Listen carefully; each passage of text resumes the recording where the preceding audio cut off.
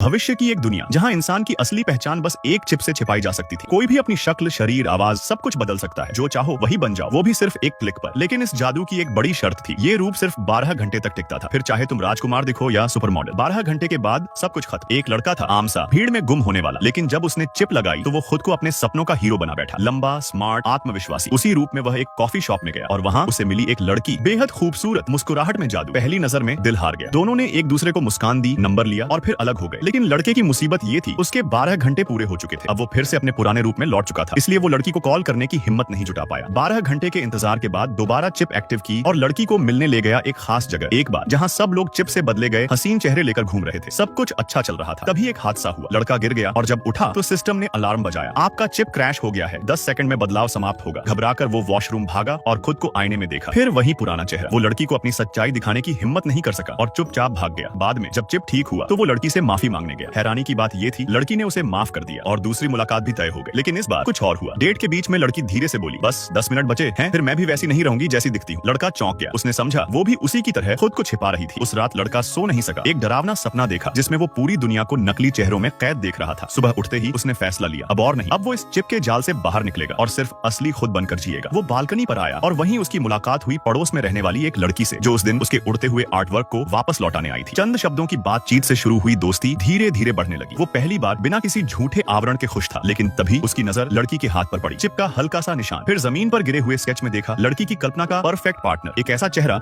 जो हकीकत में था ही नहीं। तभी उसके मन में सवाल उठा, क्या अब इस दुनिया में कोई असली बचा है? उसने हिम्मत जुटाई और कॉल कर डाली उसी कॉफी शॉप वाली लड़की को। अगर तुम्हें खुद को बदलने की ताकत मिल जाए तो क्या तुम उसका इस्तेमाल करोगे किसी को पाने के लिए? जब सब कुछ नकली हो सकता है तो क्या कोई असली तुमसे भी प्यार करेगा? अब सवाल तुम्हारा है, तुम कौन बनना चाहोगे और क्या किसी को दिखाने की हिम्मत है कि असल में तुम हो कौन?